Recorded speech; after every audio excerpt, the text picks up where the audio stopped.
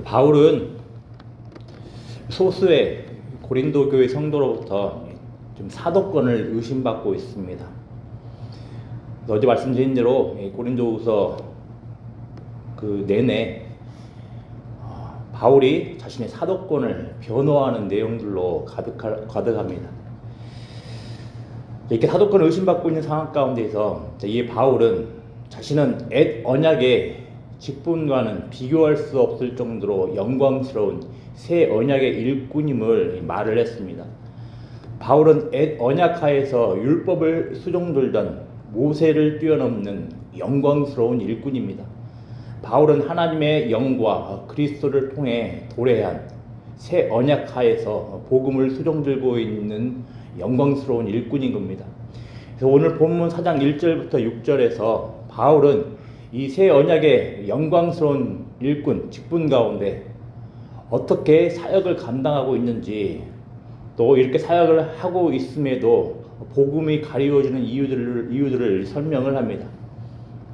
1절은 그러므로 이렇게 시작을 하는데, 이 사실은 앞서 어제 살펴보았던 새 언약의 일꾼이 어떻게 바울의 사역에 영향을 미치는지 설명해 준다 할 수 있을 겁니다. 1절을 새 번역 성경을 따라서 약간의 조정을 해보면 이렇습니다. 우리가 긍휼하심을 입은 대로 이 직분을 받아 낙심하지 아니하고, 이렇게 새 번역은 이렇게 번역을 하고 있습니다. 긍휼하심이 앞으로 가고 있습니다. 긍휼하심을 따라서 직분을 받은 걸로 되어 있는 겁니다. 바울을 비롯한 그의 동료들은 여기에서 낙심하지 아니한다라고 합니다. 주의 사역을 감당할 때 바울은 여러 가지 환난과 실패와 반대와 두려움을 만나게 되었습니다.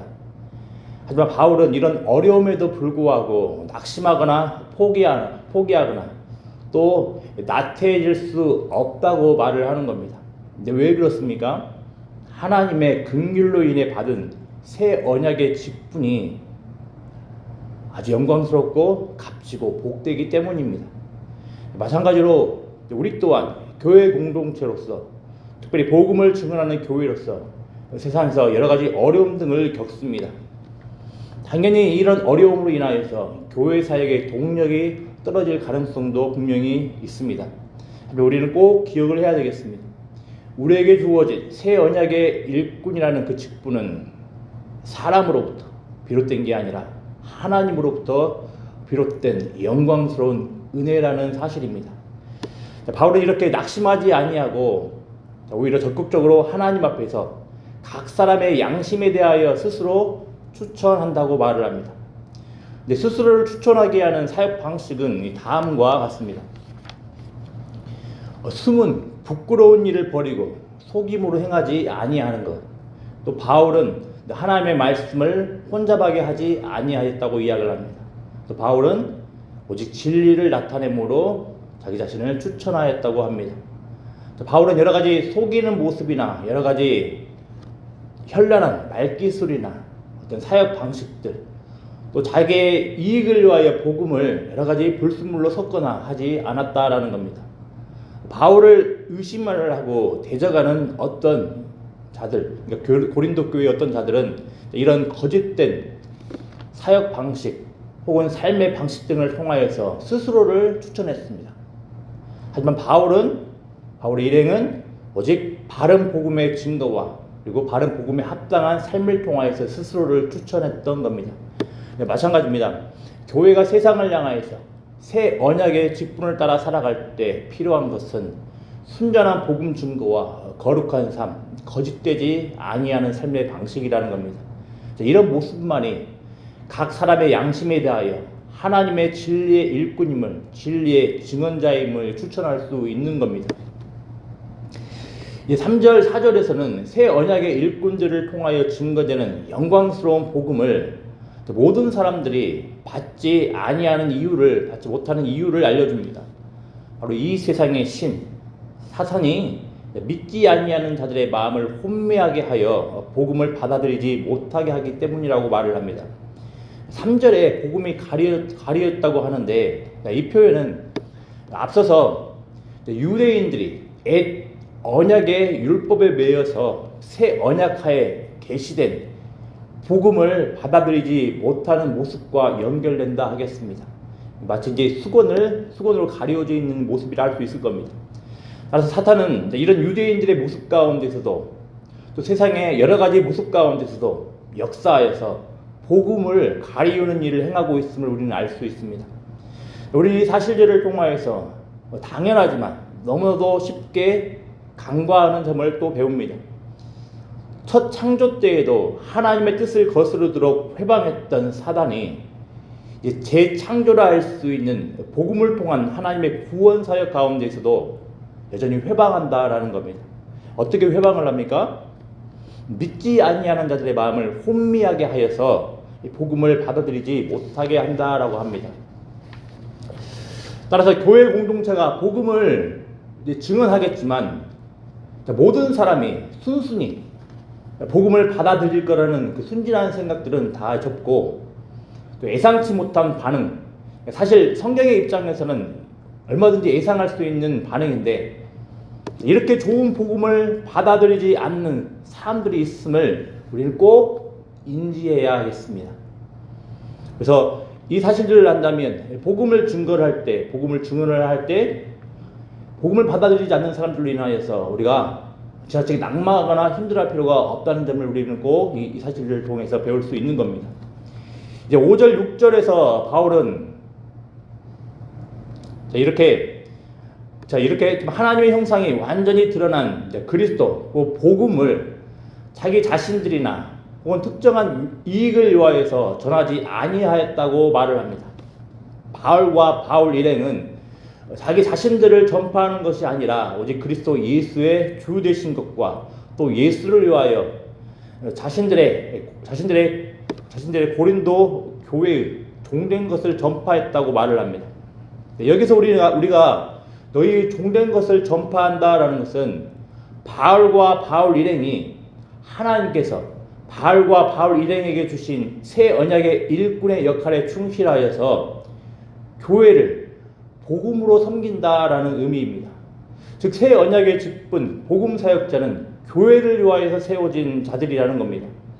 자, 그렇다고 해서 교회가 복음 사역자를 마치 종 부리듯이 대해서도 안 됩니다. 왜냐하면 바울과 바울 일행은 예수를 위하여 우리가 너희 종된 것을 전파한다고 말하기 때문입니다.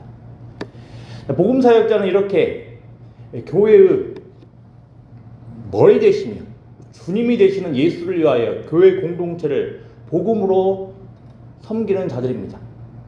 자, 우리가 이런 사실들을 안다면 복음 사역자의 사역 방향의 동기와 방향이 어떠해야 함을 배웁니다.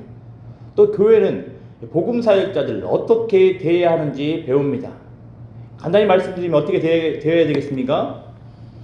복음을 매개체로 하여서 서로 소중히 여기며 서로를 존중해 주어야 한다라는 겁니다. 그게 하나님께서 복음 사역자를 교회를 위해서 세우신 이유며 또 교회 공동체가 복음 사역자를 향하여서 가져야 되는 태도인 겁니다. 마지막으로 6절에서는 이렇게 그리스도 예수의 주 되신 것과 또 예수를 위하여 바울 일행이 고린도 교회의 종된 것을 전파하는 것, 곧 복음이 전파되는 방식을 보여줍니다. 6절에 하나님께서 예수 그리스도의 얼굴에 있는 하나님의 영광을 아는 빛을 말씀을 하고 있는데 이 영광을 아는 빛은 바로 복음을 가리킵니다. 그런데 이 빛이 우리 마음에 비추었다고 합니다. 복음이 우리 마음 가운데 비추인 겁니다. 그런데 바울은 이 복음의 빛이 비춰지는 과정을 창세기 1장 3절 말씀을 인용하여서 말을 하고 있습니다. 무슨 말이겠습니까? 왜 창세기 1장 3절을 인용을 하여서 복음이 전해지는 과정과 연계시켜서 말을 하고 있습니까? 어두운 데 빛이 비치라 말씀하셨던 하나님께서 이제 복음을 통하여서 이 어두운 세상, 이 어두운 우리의 마음을 비추신다라는 겁니다. 창조의 관점에서 보면 하나님께서 이 세상을, 우리 각 사람을 복음을 통하여서 새롭게 다시 재창조하였음을 보여주는 겁니다. 잃어버린 하나님의 영광의 형상이 복음으로 회복되는 과정을 이 빛이라는 그런 비유를 통해서 보여주는 겁니다. 바울과 바울 일행은 비록 고린도 교회의 편에서는 별 볼 일 없는 사람들처럼 보이나 바로 이런 재창조의 그 영광스러운 사역을 감당했던 일꾼들입니다. 마찬가지로 이 복음 사역자, 교회 공동체는 바로 이런 영광스러운 복음의 권능을 경험한 자들이며 이 복음을 통하여서 이 세상과 이 세상의 많은 사람들을 살리는 은혜를 받은 자들이라는 겁니다. 이제 추석 명절입니다. 많은 사람들에게 우리가 교회의 일원으로서, 교회 공동체로서, 교회 각 사람으로서 만나게 될 겁니다. 그 과정 가운데서 그 사람들에게 하나님께서 우리를 통해서 계시하신 그 복음을 드러내는, 하나님께서 우리를 통하여서 그들에게 구원받을 수 있는 길을 보여주는 것은 다른 것이 아니라 오직 복음을 통해서만 가능하다는 것을 보여줍니다. 마치 어두운 세상 가운데, 어두운 마음 가운데 빛이 비춰져서 환하게 되었듯이 이 세상에서 하나님을 믿지 않는 많은 사람들은 오직 복음을 통해서만 그들이 변화되고 그들이 하나님을 알게 된다라는 것을 보여줍니다. 우리가 명절들을 통하여서 우리의 작은 삶의 모습들 또한, 그래서 우리가 늘 신중히 돌아보며 하나님께서 뜻하신 거룩한 모습으로 살아가야 하는 이유를 보여줍니다. 또 동시에 우리 입술을 통하여서 하나님께서 우리에게 맡겨주신 그 놀라운 영광스러운 복음을 입술을 열어 증거해야 함을 또 이 말씀을 통해서 우리가 분명히 배울 수가 있는 겁니다. 그러기는 이 영광스러운 복음을 맡은 자들로서 이 복음을 헛되이 여기지 않고 가볍게 여기지 않고 그 복음을 우리 자신만을 위하여서 이기적인 욕심을 위하여 사용하지 않고 하나님의 영광을 위하여서 복되게 사용하시는 우리 영광교회 되기를 기도합니다. 기도하겠습니다. 아버지 하나님, 문질상 하나님을 모르며 어두움 가운데 살아가는 저희들을 하나님의 영광의 빛 복음을 통하여서 우리를 예수 그리스도를 믿게 하시고 또 하나님의 자녀가 될 수 있는 복된 은혜를 주심에 참으로 감사를 드립니다. 아버지 하나님, 이 영광스러운 복음이 우리 가운데 있음을 늘 기억을 할 수 있도록 은혜 더하여 주시길 소망합니다. 아버지 하나님, 우리의 입술을 통해서 증거되는 것들, 우리의 삶을 통해서 증거되는 모든 것들이 하나님의 영광의 복음을 증언할 수 있는 복된 통로가 될 수 있도록 은혜 더하여 주시길 소망합니다. 이 모든 과정들을 통하여서 혹여 우리 가정 가운데 아직 하나님을 믿지 못하고 어두운 마음 가운데 있는 자들이 있다면 하나님 긍휼히 여겨주시사 우리의 복음을 통하여서 우리의 입술과 삶을 통해서 증거되는 복음을 통하여서 그들이 주님께로 돌아올 수 있는 복된 은혜가 있을 수 있도록 하나님 긍휼을 베풀어 주시길 소망합니다. 또 간절히 원하고 바라옵기는 하나님께서 교회를 위하여서, 교회 공동체를 위하여서 복음 사역자를 세우셨고 또 교회 공동체는 이 복음 사역자를 어떻게 대해야 되는지를 오늘 말씀을 통해서 배우게 됩니다. 하나님, 주님께서 서로를 위하여서 존귀 여기며 서로를 소중히 소중히 여기도록 우리를 교회 공동체로 불러주셨사오니 서로를 위하여서 기도하며 서로를 섬기며 사랑으로 섬겨 나갈 수 있는 복된 교회 될 수 있도록 은혜 더하여 주시옵소서. 감사드리며 예수님의 이름으로 기도드리옵나이다. 아멘.